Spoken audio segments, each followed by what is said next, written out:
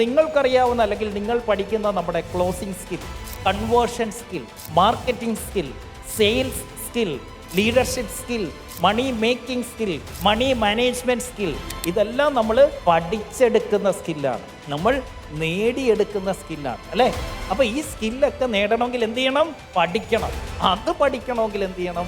എങ്ങനെ പഠിക്കണം എന്ന് പഠിക്കണം. സോ ഒരു ബിസിനസ്സുകാരനെ സംബന്ധിച്ചും ഒരു മനുഷ്യനെ സംബന്ധിച്ചും ഒരുപാട് സ്കില്ലുണ്ട്. അതിൽ what is the master skill? Learning skill.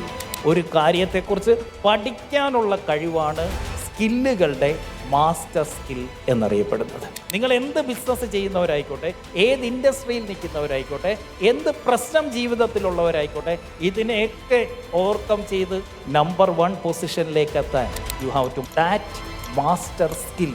എന്താ? Learning skill.